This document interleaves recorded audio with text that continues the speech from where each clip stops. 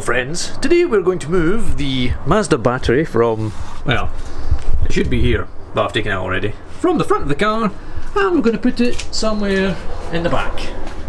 Probably in that space. Somewhere in the boot. Or in the middle of the car anyway. So, first thing you need to do is obviously take your old battery out.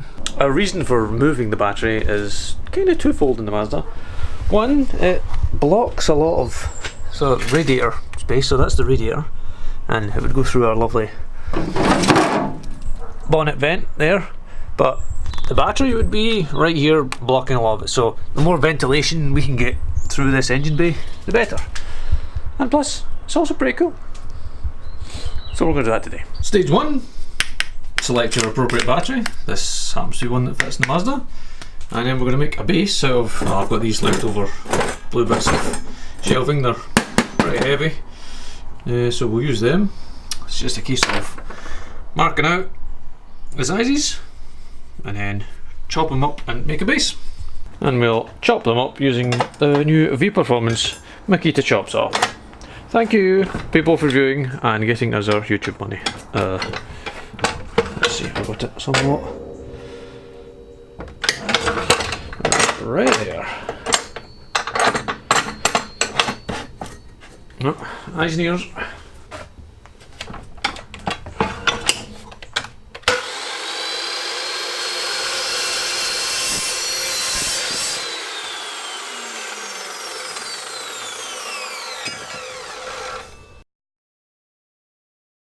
Two long bits to the back of that way, then we just need to measure and cut the other two for the other way.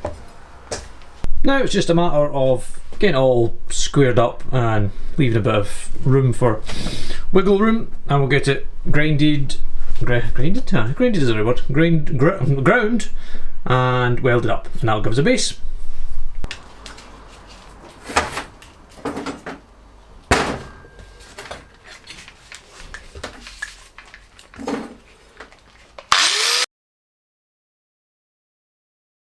I'm just going to give this a couple of tacks with the MIG welder and then take the battery out of the way and weld the rest of it, lest we have an environmental disaster.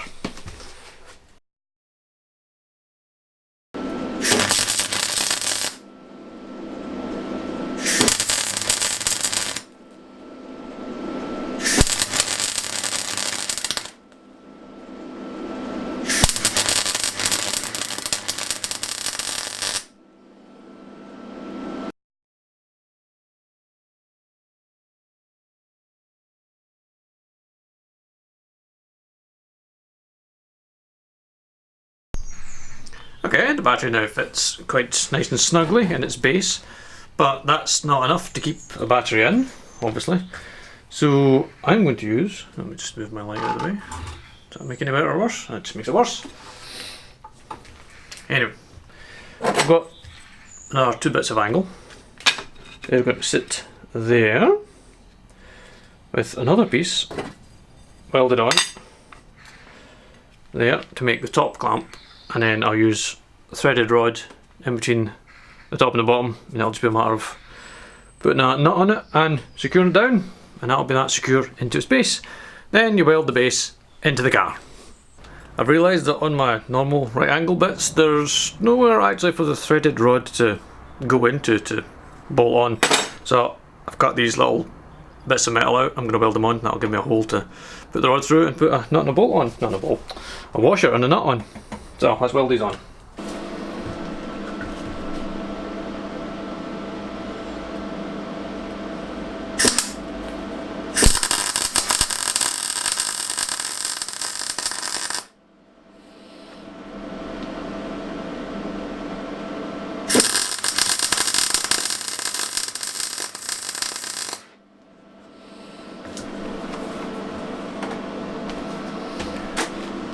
Here we go.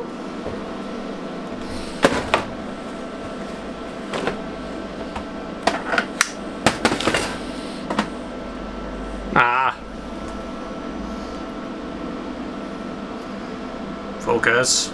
Focus. I've welded my vice grip onto my thing.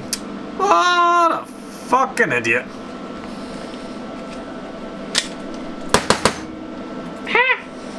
Oh, fuck. Welded it really, really well as well. Come, let go. Piece off.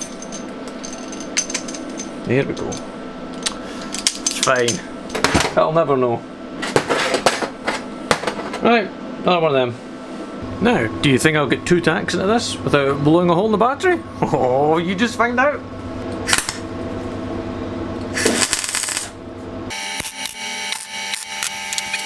Success! No holes in the battery. Now let's weld the rest of it.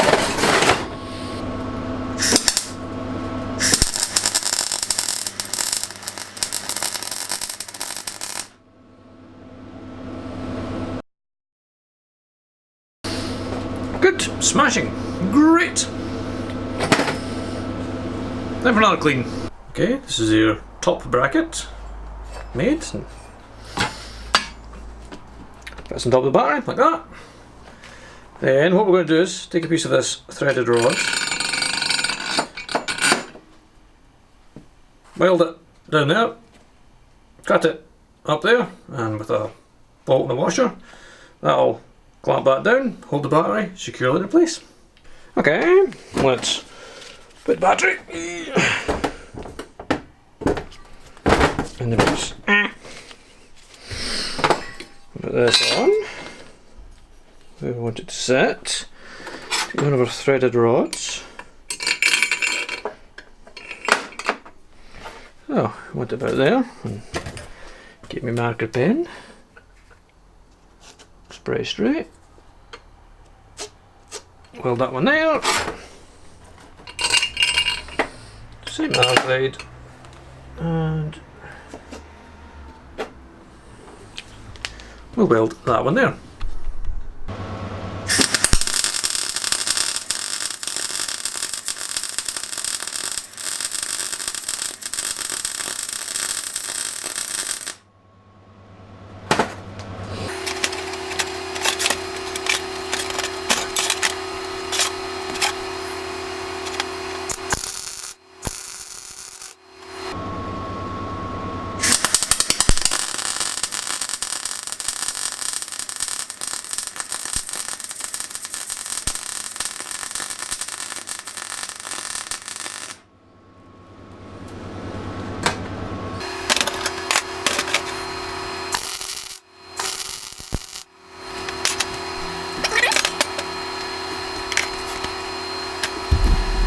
Also remember kids, if you're using bright zinc plated stuff, you're supposed to grind off all the zinc first, or better still, don't breathe any of it.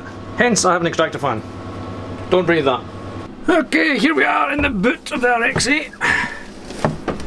I have taken the liberty of grinding off this tar based sound deadening, whatever stuff it is. Anyway, what a pain in the arse that is. So, we're going to weld this into place here. I'm going to go kind of gently because I'm fairly sure the fuel tank's under here. Don't really want to poke right through the fuel tank if I can help it, because I really don't want to die. So let's get this welded in.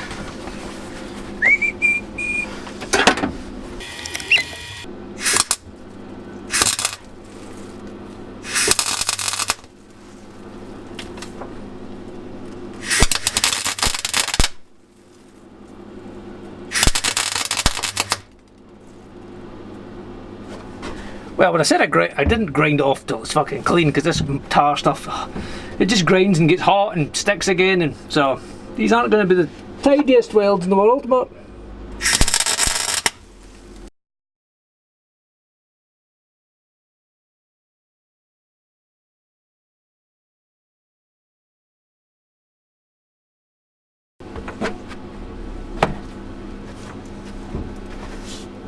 right, that'll do. Okay, base is well done, it's not going anywhere. Now we'll put the battery in. Hands up, all of you who don't think this will fit in the space. Come on now, do it, hands up. Oh, you've little faith. Oh, my battery's heavy. Oh, it's right on the lead. Hup. What a bit.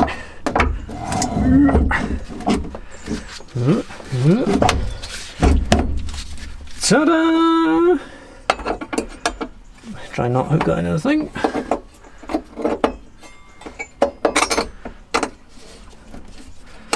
Ta-da! Oh. The washers and the nuts are in my pocket. One there. One there. One there. And that.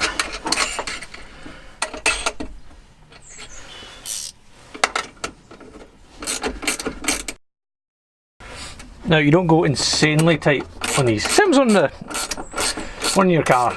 You clamp it down until it's clamped the battery and holding it, not until it's fucking squashing the battery in.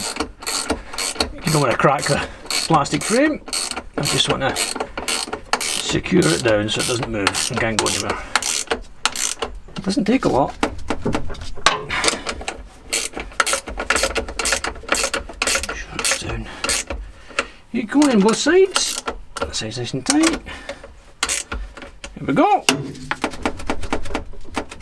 That won't go anywhere. That will not fly out in the event of an accident. That won't go anywhere. Perfect. Next stage, connecting the ground to the chassis and then running a big long positive wire all the way through the front of the car and joining it up with the original positive wire in there. Right, let's do that. This is the monstrous cable we're going to use to run the, I'm going to use the orange for the positive. That's 0 gauge or something, I think it's like 55mm squared in metric units. So a bit of orange for positive and a black bit for the negative, which needs to be a short bit, and a massive fuse holder. Yes, this is an amp wiring kit, you guessed correctly. Same job, doesn't matter. I think that's like 100 or 200 amp fuse. I think it's 100. More than enough for what we are doing.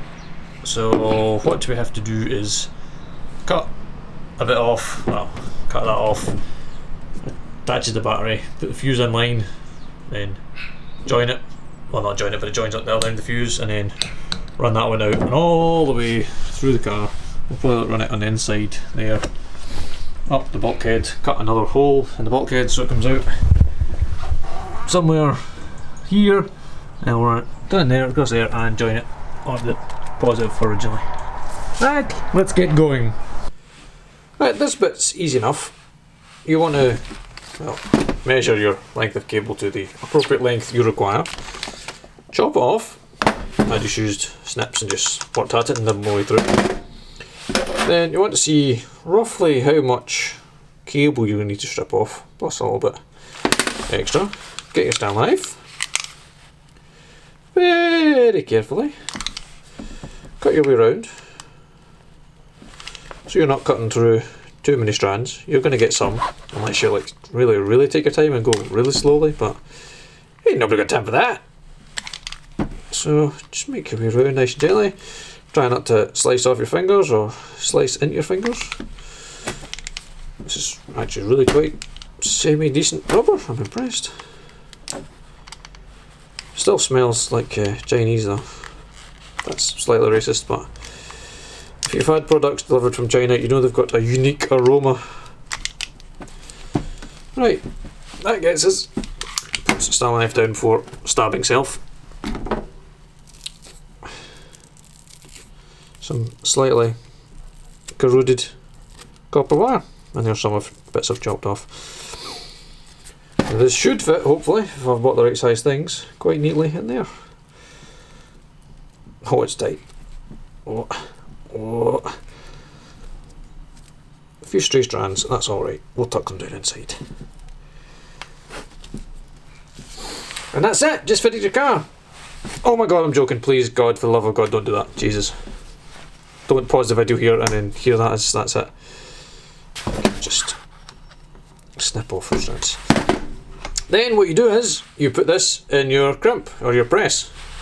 If you don't have one, I've seen they get cheap ones off eBay that fit over it and you hit it with a hammer to squash it in place.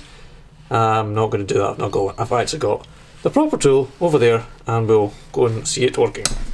Right, this is the actual proper tool for the job. That's the crimp bit and that's the body of the tool. And you just, I won't be able to see it down there, but it's got the scale graduation of what size of cable you're using. So I've set it to 55mm squared, which is roughly where we want to be. And it's a matter of putting it in, holding it, and then squeezing the lever, and it will apply the correct amount of pressure. It would have helped if I'd tightened the vise. Fail. Okay, it's in nice and tight now. Let's try that again. That's pretty much good. I always like to go a little bit more, so I'll take it down to just the 50. We'll just give it a bit. Oh yes. So there you go. That is it. Absolutely crimped on. That will not come off. There is no pulling or twisting of that to get off. You know what? I might just give it another wee press just to make absolutely sure. You can't go too far and it starts to deform it, but we're not there yet. Oh, that's him. Oh, totally pleased with that now. Good, right, we've got 2 ends of our ground cable. We can attach that to the battery leads. I'll just do one more for the positive and we'll put that in the car. Positive one this time, managed to even get all the strands in, so there's no stray strands. And we'll, sorry, bump the camera a couple of times with it. Put it in and grip it into place, and it has it absolutely attached to the car. I'm going to put a 22mm hole in the chassis with a stepped cone cutter. I'm just going to go somewhere about here because I know there's nothing behind there because I've already drilled holes for the brake pipes.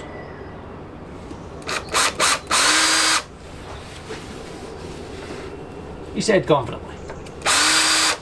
I'm pretty sure there's nothing behind this.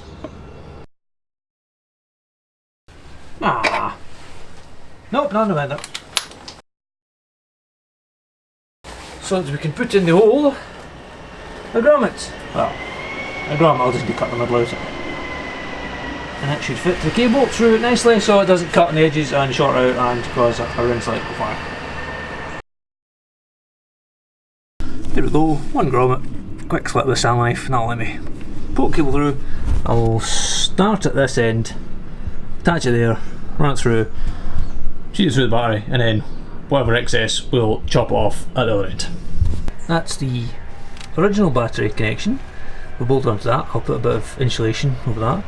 Then the wire runs under there, cable tied onto the loom in several places, through our hole with a grommet in it.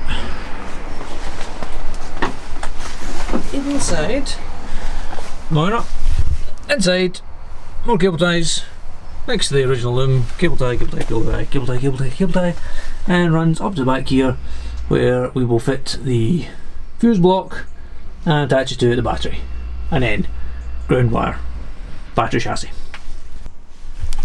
Let me bring you in for this final roundup. So, here we have the battery situated in its nice battery cage that I've made. The ground cable attached to the battery terminal, attached to bare metal chassis, not painted, bare metal chassis ground point.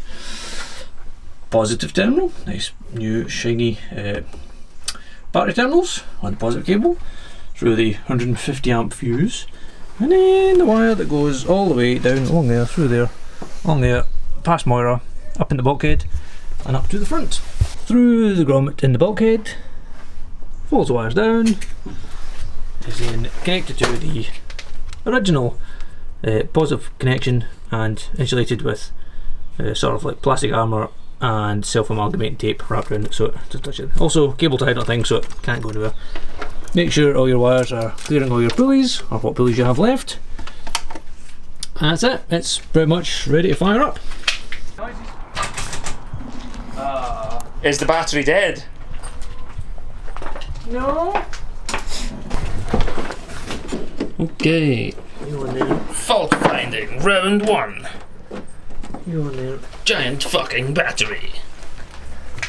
And some joints. It's gigantic.